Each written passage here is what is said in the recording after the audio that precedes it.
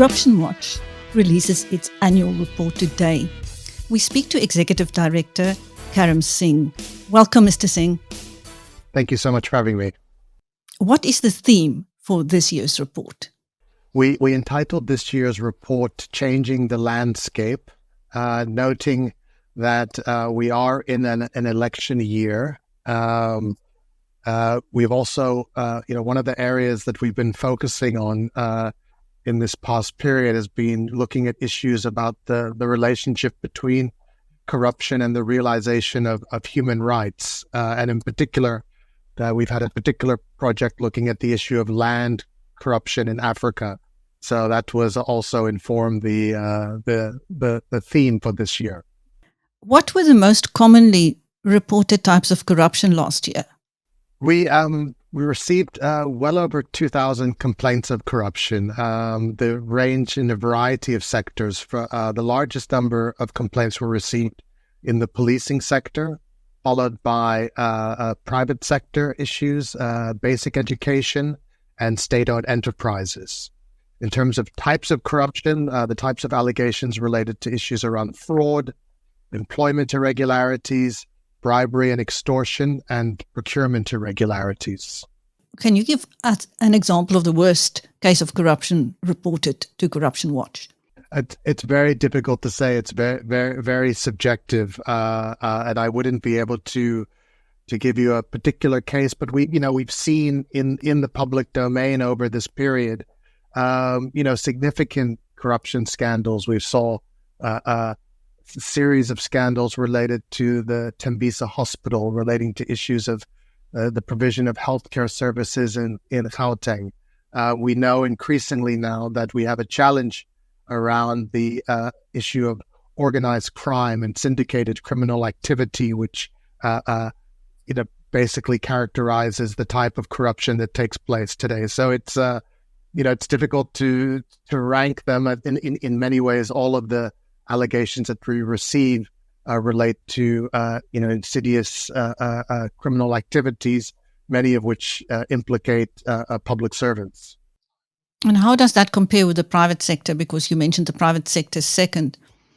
Yes, private sector, it becomes quite disparate, the type of complaints that one receives. Some of the complaints are in relationship to issues around employment irregularities, abuse of power, not necessarily the kind of intricate type of schemes that we've seen in the case of Steinhoff and Marcus Jooste, which obviously has dominated the headlines in this most recent period.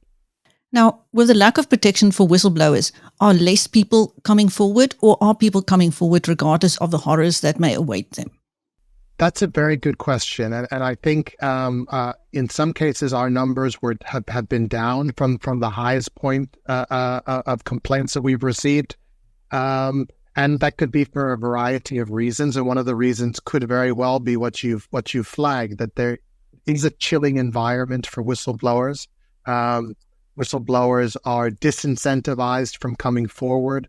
They often are victimized. They're often subjected to threats from their families. And we know that in extreme cases, we've seen, assassinations and murders of whistleblowers. So that's a real challenge, and it, becomes one of the real points of contention for us going forward in terms of the types of requests that we're making from government to improve the environment, to ensure that we're in a better footing when it comes to the fight against corruption. And critical to that will be an enhanced, more robust system for the protection of whistleblowers. What were the main focus areas for the work of Corruption Watch last year? There are a variety of focus areas. As I mentioned, we had a project in the area of land and corruption. We had a big focus in the period on issues of procurement and procurement reform.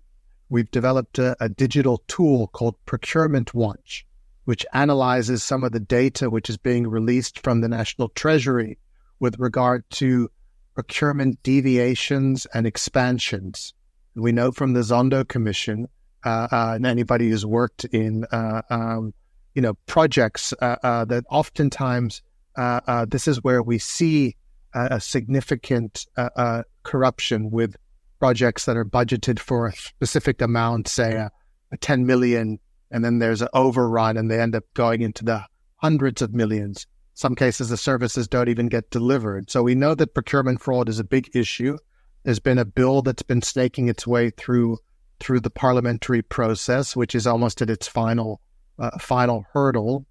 We still feel that the bill is insufficient in terms of providing the type of protections and robustness to the system to protect it from the kind of corruption vulnerabilities.